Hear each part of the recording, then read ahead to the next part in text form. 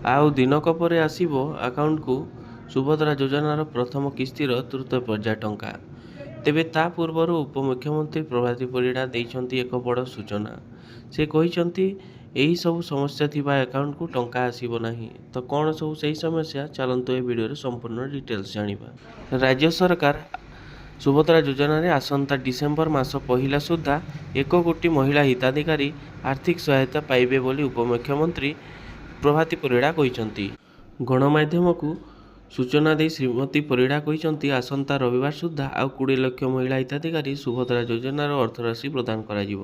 ତେବେ ସବୁଠୁ ବଡ଼ କଥା ହେଉଛି ଏହିମାନଙ୍କ ଆକାଉଣ୍ଟକୁ ଟଙ୍କା ଆଦୌ ବି ଆସିବ ନାହିଁ। ତାହା ହେଉଛି ଗୋଟିଏ ମୋବାଇଲ ନମ୍ବରରେ ଏକାଧିକ ବ୍ୟାଙ୍କ ଆକାଉଣ୍ଟ ଲିଙ୍କ ଥିବାର ସମସ୍ୟା ଦେଖିବାକୁ ମିଳୁଛି। ଏଥିପାଇଁ ଅନେକ ମହିଳା ଏହି ଯୋଜନାରେ ସାମିଲ ହୋଇପାରୁନାହାନ୍ତି। ଯଦି ଏହି ସମସ୍ୟା ଆପଣଙ୍କର ବି ଥାଏ, ତେବେ ଆପଣ ବି ଟଙ୍କା ପାଇପାରିବେ ନାହିଁ।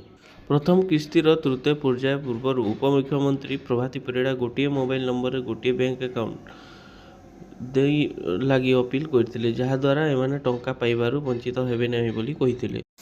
ଏଥିସହିତ ବାଦ୍ ପଡ଼ିଥିବା 2,67,000 ହିତାଧିକାରୀଙ୍କୁ ଏହି ଯୋଜନାରେ ସାମିଲ କରିବା ନେଇ ଆଜି ସନ୍ଧ୍ୟାରେ ଏକ ଗୁରୁତ୍ୱପୂର୍ଣ୍ଣ ବୈଠକ ଅନୁଷ୍ଠିତ ହୋଇସାରିଛି। ଏହାପରେ ପରିଡ଼ା କହିଛନ୍ତି, ବର୍ତ୍ତମାନ ସୁଦ୍ଧା 1 କୋଟି 16 ଲକ୍ଷ ମହିଳା ସୁଭଦ୍ରା ଯୋଜନା ପାଇଁ ଆବେଦନ କରିଛନ୍ତି।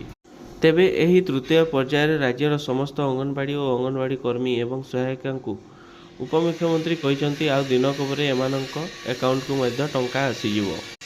ତ ଏ ଥିଲା ସୁଭଦ୍ରା ଯୋଜନାକୁ ନେଇ ଛୋଟିଆ ଅପଡେଟ୍। ତ ଭିଡ଼ିଓଟି ଭଲ ଲାଗିଥିଲେ ଭିଡ଼ିଓକୁ ଗୋଟେ ଲାଇକ୍ କରିବେ। ଚ୍ୟାନେଲରେ ପ୍ରଥମ ଥର ଆସିଥିଲେ ଚ୍ୟାନେଲକୁ ସବସ୍କ୍ରାଇବ୍ କରି ପାଖରେ ଥିବା ବେଲ୍ ଆଇକନ୍କୁ ଦବାଇ ଦେବେ। ତ ରହୁଛି ପୁଣି ଆଉ ଗୋଟେ ଭିଡ଼ିଓ ସହିତ ଦେଖା ହେବା। ଧନ୍ୟବାଦ।